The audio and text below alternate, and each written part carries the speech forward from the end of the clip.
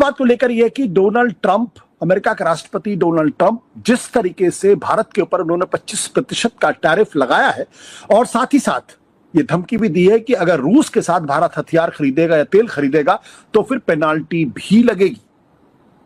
उनका ये बर्ताव, उनका ये व्यवहार कितना उचित है? इसी के साथ साथ डोनाल्ड ट्रंप ने पाकिस्तान के ऊपर खास तौर पर मेहरबानी की है। उन्होंने पाकिस्तान के अंदर जो ऑयल फील्ड्स हैं उनको एक्सप्लोर करने में पाकिस्तान की मदद करने की बात की है और यह कहा है कि एक वक्त ऐसा भी आ सकता है जब पाकिस्तान भारत को ऑयल सप्लाई भी कर सकता है। साथ ही साथ उन्होंने पाकिस्तान के ऊपर जो 29% का टैरिफ लगा था उसको घटा के 19% कर दिया गया है। वो पाकिस्तान जो चीन के बहुत करीब था, ऑपरेशन सिंदूर के दौरान जो बात खुलकर सामने है, तो उस पर इतनी मेहरबानी क्यों है ट्रंप या अमेरिका की? और इसके साथ साथ एक बड़ा सवाल कि दरअसल भारत की विदेश नीति की आज स्थिति क्या है?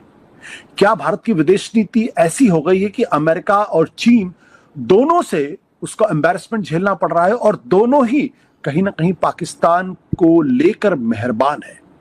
क्या ये जियोपॉलिटिक्स में भारत पीछे हटता हुआ दिखाई पड़ रहा है? जो लोग ये कह रहे हैं कि ऑपरेशन सिंदूर के दौरान भारत पूरी तरीके से अलग थलग पड़ गया और पाकिस्तान को रोग स्टेट या आतंकवादी देश बताने और समझाने के लिए कि भारत में वो आतंकवादी गतिविधियां कर रहा है, इसके लिए भारत को 7 बड़े डेलीगेशन 35-36 देशों में भेजने पड़े थे।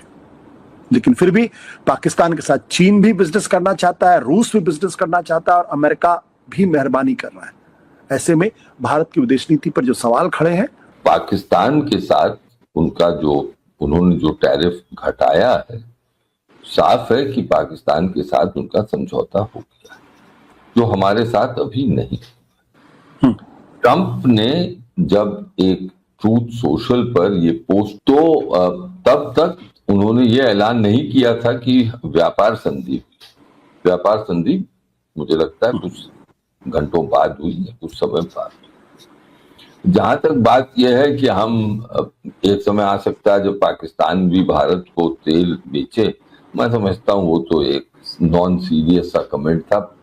ट्रंप की आदत है सीरियस कमेंट के साथ साथ कुछ और भी जोड़ देते हैं, तो उसको तो मैं तो नजरअंदाज करता हूं जी। जो आपने एक बहुत ही महत्वपूर्ण प्रश्न उठाया वो ये है कि क्या अमेरिका इस वक्त राजनीतिक रूप से क्या पाकिस्तान के करीब आ रहा है? क्या उसकी नीति पाकिस्तान की तरफ बदल है? ये एक बुनियादी सवाल है और इस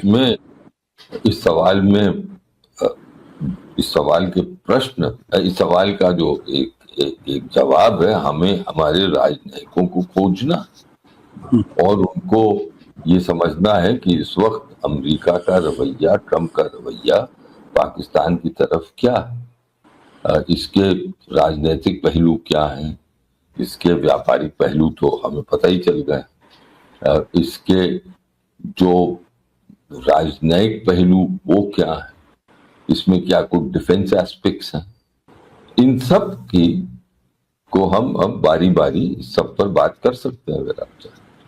जी बिल्कुल।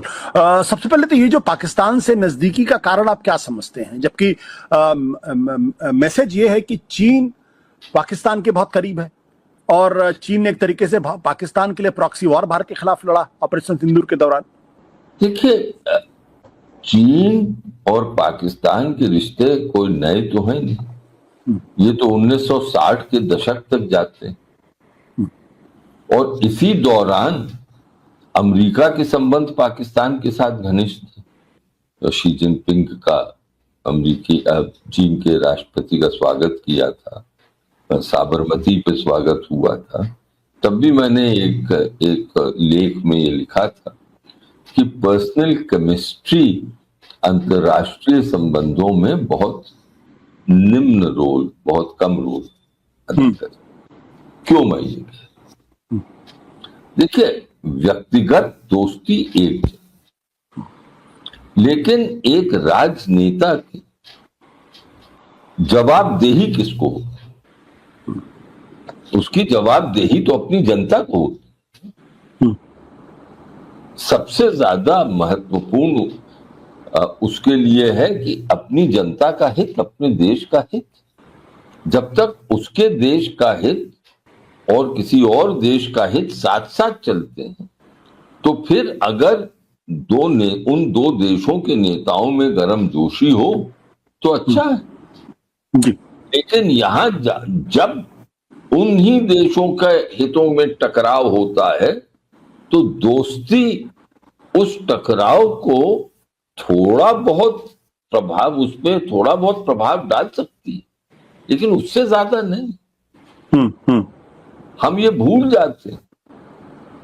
आपने जो प्रश्न पूछा, मैं एक पूर्व राजनयिक की हैसियत से आपसे कह सकता हूं कि इसमें मुझे कोई भी औचित्य नहीं दिखता, क्योंकि जवाबदेही की बात व्यक्तिगत रिश्तों पर इंटरस्टेट रिलेशंस नहीं चलते। और अगर हम व्यक्तिगत रिश्तों पर कि दो देशों के रिश्तों की बुनियाद डालें तो वो तो बिल्कुल बालू पर बुनियाद होगी, अस्थिर बुनियाद होगी, तो उसको तो आप छोड़ ही दें। जी। इस वक्त अमेरिका का एक विश्व में लक्ष्य है, विश्व में, और उस लक्ष्य के तहत वो भारत का रवैया देख। अब क्या है? पहली चीज तो ये है कि वो चीन के साथ चाहते हैं कि कुछ ना कुछ मुझे लगता है कि कुछ एक किस्म से, जिसको अंग्रेजी में कहते हैं मोडस विवेंडी हो जाए, कोई एक इस तरह की स्थिति हो जाए जो स्थिरता के साथ हमारा कंपटीशन भी रहे लेकिन कोऑपरेशन भी रहे, रिश्ते पूरे रूप से टूटे।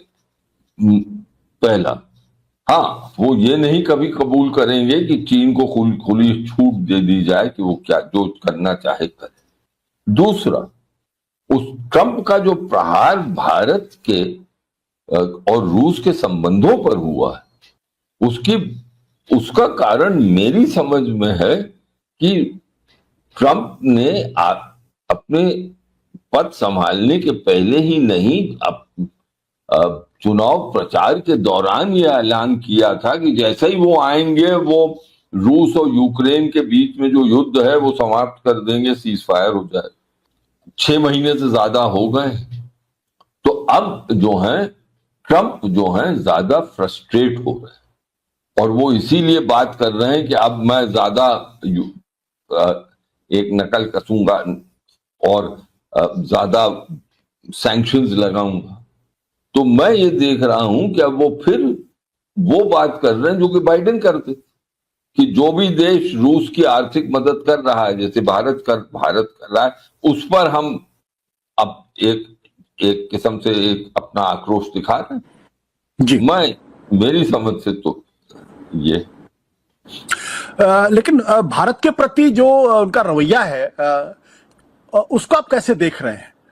मेरा मानना यह है कि आज के दिन अमेरिका ने भारत और पाकिस्तान को दो अलग अलग स्फीयर्स में बांटने की कुछ उनकी सोच चल रही, कि वो चाहते हैं कि भारत का जो पश्चिम पड़ोस है, जिसको वेस्टर्न नेबरहुड कहें, पाकिस्तान, ईरान, अफगानिस्तान, यहां पर पाकिस्तान कायम रहे और भारत ज्यादा अपना प्रभाव क्षेत्र इसको बनाने की कोशिश नहीं करे।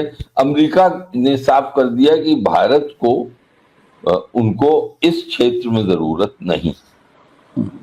उनको अगर जरूरत है तो वो भारत की, तो वो इंडो पैसिफिक, तो वो चाहते हैं कि भारत अपना ध्यान इंडो पैसिफिक की ओर ज्यादा दे, यहां पर कम दे। लेकिन ये तो भारत के लिए तो मुमकिन नहीं है, क्योंकि भारत के हित जैसे पश्चिम एशिया में बहुत है और वो हित तो भारत छोड़ नहीं सकता। तो ये एक क्लैश मुझे दिख रहा है। इसका हल क्या होगा? भारत को आज की तारीख में मोदी सरकार को क्या करना चाहिए? क्या उनको स्पष्ट तौर पर प्रतिरोध दिखाना चाहिए? मुश्किल यह है कि जब संसद में इस पर बहस चली तो ऑपोजिशन पार्टीज का जोर बहुत था कि आप स्पष्ट रूप से कहिए कि ये 29 बार कह चुका है, तो कब तक कहता जाए। अगर हम ये कह देते कि भाई इस पर तो हम रोक नहीं लगा सकते कि ये कितनी बार कहेगा, 1 बार कहे, 10 बार कहे, 29 बार कहे, 100 बार कहे, जितने बार कहे, चाहे रोज कहे, घंटे हर घंटे कहे, हमें जो कहना था वो हमने कह दिया। तो मैं समझता हूं कि अगर इस तरह से कहा जाता, उनका नाम लेने की जरूरत नहीं था, जरूरत नहीं थी। हम ये कह सकते भाई हम इस पर तो हमारा वश नहीं है कि वो कितनी बार कहे, लेकिन हम जो कह रहे हैं हम इस बात पे कायम, और अब चाहे कितना भी महान नेता हो दुनिया का, वो कुछ भी कहे, हम इस बात पे कायम। तो लेकिन हमने जो अल्फाज इस्तेमाल किए, मुझे लगता है वो ट्रेड डील पे जो बातें हो रही थी उसके कारण कुछ नेविगेशन जो हम करने की कोशिश कर रहे थे वो कुछ बेहतर हो सकता। ये कमजोरी का प्रतीक नहीं माना जाएगा? देखिए, अब समझते होंगे वो भाई ट्रंप जो है वो सबसे है, सब उससे डील कर रहे हैं, उसकी भाषा पर नियंत्रण ही नहीं है। जो एक परंपरागत कूटनीति होती है वो अब उस कूटनीति से बहुत अलग रास्ता ये अपनाता है, तो इससे डील करना बड़ा मुश्किल है। क्या तो ये जो एक विडंबना है भारत की, ये सब जानते हैं क्योंकि उनकी भी यही विडंबना रही। तो ये तो राजनयिक बात हुई।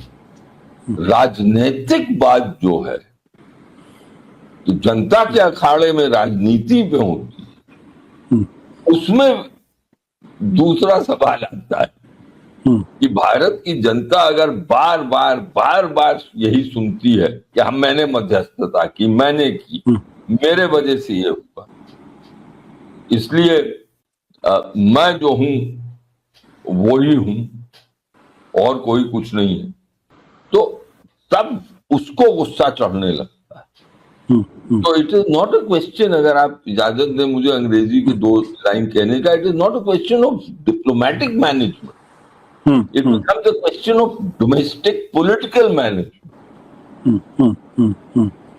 कि आप ये इसको कैसे सेटिस्फाई करें। अच्छा, आप उसमें पहले जमाने में जो बड़े नेता थे वो आपस में पहले बातचीत करते, मसलन यही है। अब इसमें जो विपक्ष के शीर्ष नेता हैं, बड़े नेता हैं, लीडर ऑफ द ऑपोजिशन है, जो राज्यसभा में, लोकसभा, प्रधानमंत्री हैं, विदेश मंत्री, चाय पर वो सब इस पर चर्चा कर सकते थे, और पार्टीज के नेता भी, और इसको पब्लिक में लाने की जरूरत नहीं थी होती। ये क्वाइट बात होती है कि भाई ये ट्रम्प बोलता जा रहा है, क्या करें। हम बता रहे हैं आपको कि ऐसा नहीं होता, नहीं हुआ था, ये हुआ था। तो फिर वो लोग आपस में हंसते हैं, वो कहते हैं देखो थोड़ी बहुत तो खींचा तालीम हम करेंगे, लेकिन उससे ज्यादा नहीं, हम समझते हैं। हमारे वहां ऐसे बैकग्राउंड की वार्तालाप होती थी पहले, आशुतोष आप भी जानते हो, मैं भी जानता हूँ, जहां देश के हित की बात आती थी तो बड़े नेता कभी कभी डायरेक्टली, कभी कभी अपने जो उनके खास कॉन्फिडेंट होते थे, उनके खास भरोसे के लोग होते थे और जो जानकार थे, उनके जरिए वो बातचीत होती थी। अब जैसे जब बैक चैनल पे बात हो रही थी पाकिस्तान से, तो मुझे ये लगता है कि मनमोहन सिंह जी ने आदेश दिया था सतेंद्र लांबा को कि आप जो भी पाकिस्तान से बात करेंगे, विजेश मिश्रा जी को ब्रीफ कर दीजिएगा कि अटल जी को और अडवाणी जी को पता रहे कि क्या, किस तरह क्या हो रहा है। तो ये एक क्या मैं आपको बताऊं, एक जब नेशनल इंटरेस्ट की बात होती थी तो वो कहते थे हाँ ठीक है, राजनीति चलेगी। मसलन क्योंकि मेरा खानदान वकालत में पेशे में रहा, मैं नहीं था, उसमें अब केस के दौरान तो दोनों वकील जो है वो ये सब तो चलता है अदालत, लेकिन उसके बाद बैठ के जाके चाय पीते हैं, कैंटीन में समोसा खाते हैं, उससे मजाक होता है समोसा, तो उससे एक माहौल बनता था। और ये भी होता था कि यार देखो ये केस जो है इसमें ज्यादा मत करना, मुझे मालूम है हमारी वीकनेस क्या है, तो जरा मैं मालूम मैं तो स्पष्ट रूप से कह पा रहा हूँ ठीक है या नहीं। आप जो बात कह रहे हैं आज वो डिसरप्शन दिखाई पड़ता है, सत्ता पक्ष विपक्ष एक दूसरे के प्रति शत्रुता का व्यवहार है, बातचीत है ही नहीं जिस पर आप इशारा कर रहे हैं।